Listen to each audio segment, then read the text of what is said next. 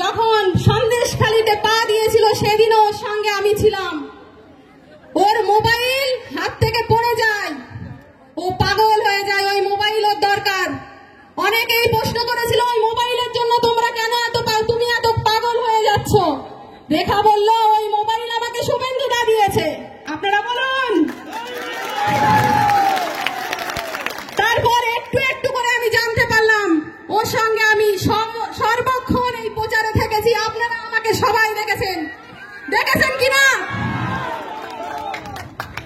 তারপর আরো অনেক কিছু ও যখন আমার সঙ্গে দীর্ঘ সময় কাটাতে থাকে, আমি ওর সঙ্গে অনেক কথা বসে বসে আলোচনা করি, ওর থেকে জানার চেষ্টা করি এক্সাক্ট তোমাদের সন্দেশখালীর মায়েদের সাথে কি হয়েছিল।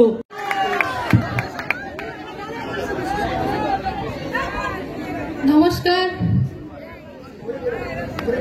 এই মঞ্চে উপস্থিত সম্মানীয় বিধায়কগণ, সর্বোপরি আমার পিতা হাজী নুরুল সাহেব এবং আরো অন্যান্য নেতৃত্বগণ সবাই এখানে উপস্থিত, সবাইকে আমার পক্ষ থেকে সালাম প্রণাম জানিয়ে আপনাদের এই সন্দেশখালীর বুকে যে চক্রান্ত নোংরা রাজনীতির রং লাগিয়ে দেওয়া হয়েছিল তার জন্য দুটো কথা বলবো আমি আপনাদেরকে।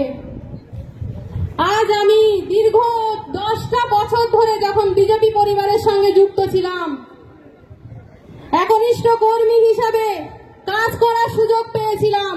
সমস্ত বুথ, সমস্ত মণ্ডল, সমস্ত জেলা আমি কাজ করার সুযোগ পেয়েছিলাম। রাজ্য বিজেপি মাইনরিটি মোর্চায় কাজ করার সুযোগ পেয়েছিলাম। তারপর যখন জেলাতে দায়িত্ব প্রাপ্ত একজন জেলা জেনারেল সেক্রেটারি হিসেবে কাজ করার সুযোগ পেয়েছি, তখন আমি সমস্ত এই মণ্ডল বুথ আমার হাতে তৈরি করার সুযোগ আমি নিয়েছিলাম। কিন্তু এখানে দেখলাম 2016 থেকে 2021 পর্যন্ত যে নির্বাচন হয়ে গেছে সঠিক ছিল, মোটামুটি মেনে নেওয়া যায়।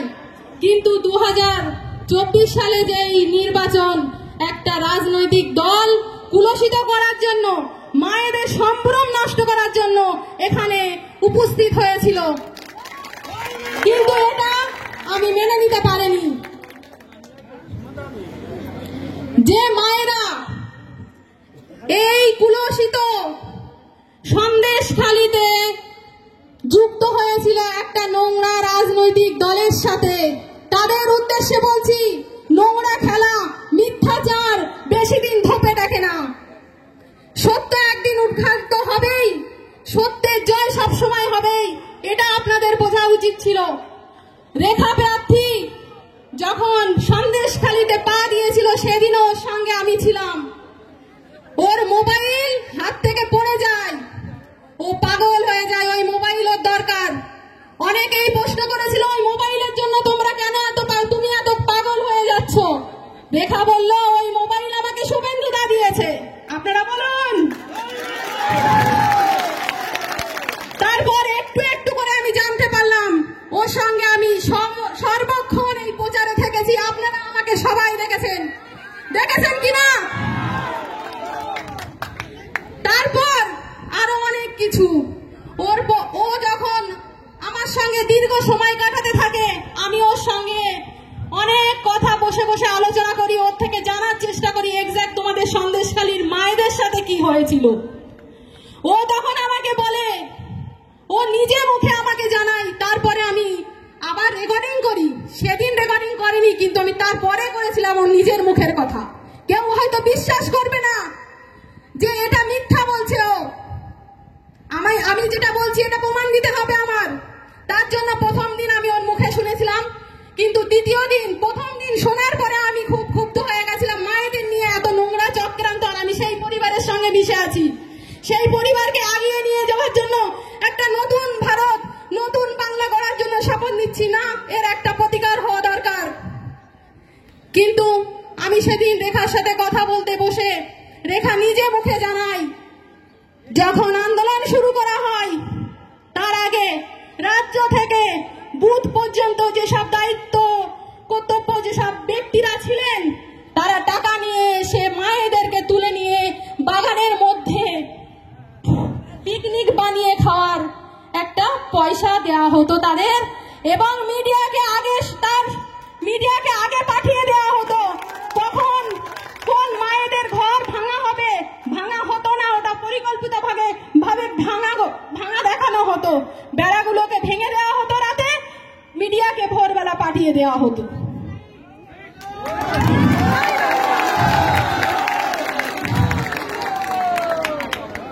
এখানেই শেষ নয়, তারপর আমি জানতে পারলাম শুভেন্দু অধিকারী ওই ফোনের মাধ্যমে অনেক কিছু ওকে বলতো, সেগুলো আমার কাছে আছে, আমি দিয়েছি, তৃণমূল ভবনে সব পেশ করেছি। আপনারা মায়েরা সবাই জানেন গত 15ই মে আপনাদের এই বুকে একটা সিভিক ভলেন্টিয়ারের বউয়ের ধর্ষিতর অভিযোগ উঠে এসেছিল। এটা কি সত্যি? আপনারা সবাই বলবেন সত্যি, কিন্তু না, এটা সত্যি না। ওরা সত্যি করার চেষ্টা করেছিল, কারণ বিজেপি জানে আমরা সঠিকভাবে যদি কোনোদিন ক্ষমতায় আসার স্বপ্ন দেখি সেটা আমাদের পূরণ হবে না। তাই এই নোংরা খেলা আমাদের মায়েদেরকে নিয়ে খেলা খেলেছিল, এই নোংরা খেলায় মেতেছিল, আর কয়েকটা মায়েকে বলির পাঠা বানিয়েছিল এই বিজেপি সাম্প্রদায়িক দল। এখানে সিভিক ভলেন্টিয়ারের বউ অন্বেষা মণ্ডল যেদিন ধর্ষিত হয়েছে, অভিযোগ করেছে ধর্ষিত, কিন্তু সেদিন আমি ওর সঙ্গে প্রেজেন্ট, আমি ওর সঙ্গে ছিলাম। আমি কোন এক বিধানসভায় সাংগঠনিক কাজে ব্যস্ত ছিলাম। তারপর আমাকে একটা উড়ন্ত ফোন আসে, তোমাকে এক্ষুনি সন্দেশখালী যেতে হবে। আমি সবকিছু ফেলে সেই মায়ের জন্য সন্দেশখালীর পথে রওনা দিয়েছি। কিছুটা দূর আস্তে আস্তে আমাকে একটা ফোনে মেসেজ করা হয়, আমাকে ফোন করে তুমি দেখে নাও, আমি ডিলিট করে নেব। তারপর আমি জানতে পারলাম মেসেজে লেখা আছে এটা আমাদের তৈরি করা। আমি সঙ্গে সঙ্গে সেটাকে স্ক্রিনশট নিয়ে নিলাম, সেটাও আমার কাছে প্রমাণ আছে, আমি প্রমাণ দিয়ে দেব, আগেও দিয়েছি, এখনো দিয়ে দেব। তারপর আমি দেখলাম এরা তো নোংরা খেলায় মেতেছে, আমাকে আরো সংগ্রহ করতে হবে। আমি প্রেজেন্ট হলাম তার বাড়িতে, জেলা নেতৃত্ব সহ আমি তাদের সাথে ওর বাড়িতে পৌঁছালাম।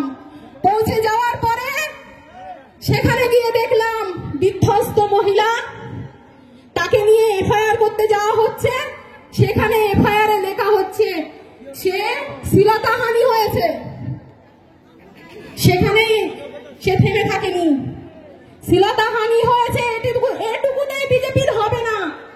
তাই ঠিক তার পরের দিন তাকে যে গোপন জবানবন্দি দেওয়া হয় 164, সেখানে সে বলছে আমি ধর্ষিত হয়েছি।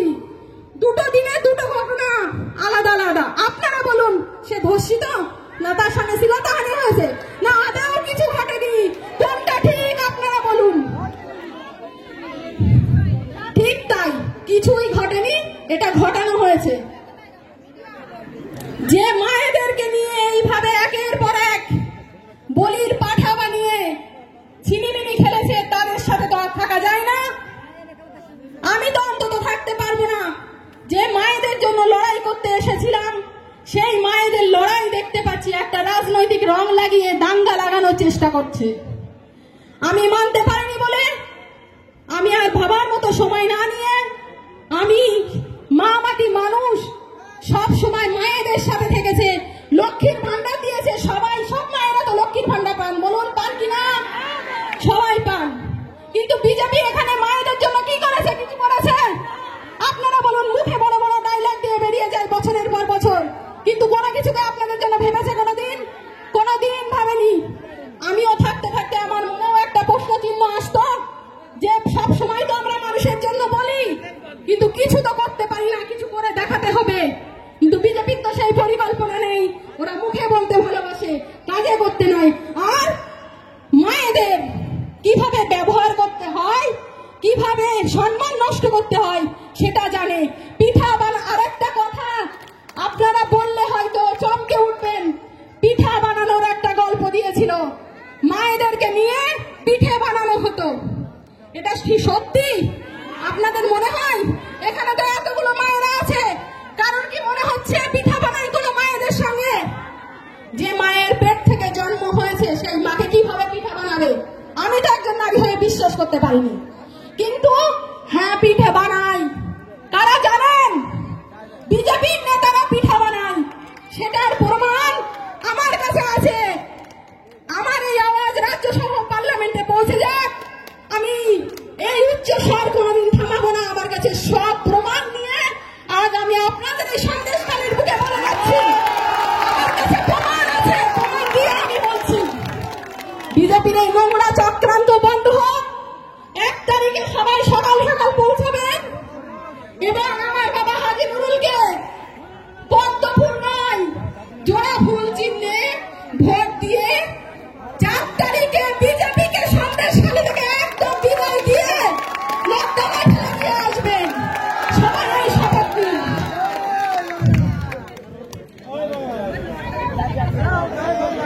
আমি একটা কথা বলতে চাই, আপনারা সবাই কেউ উঠবেন না।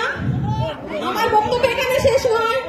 সর্বক্ষণ যারা আপনাদের পাশে থেকেছে, সর্বক্ষণ যিনি অভিভাবকের মতো আপনাদের কাছে এসেছে, তার মূল্যবান বক্তব্য না শুনে আপনারা কেউ এখান থেকে উঠবেন না, 1 ইঞ্চি জমি ছাড়বেন না। আমি আমার সংক্ষিপ্ত বক্তব্য দীর্ঘায়িত করব না। আমি এখানেই আপনাদের ভালোবাসা প্রণাম জানিয়ে সংক্ষিপ্ত বক্তব্য শেষ করছি। জয় বাংলা, জয় বাংলা।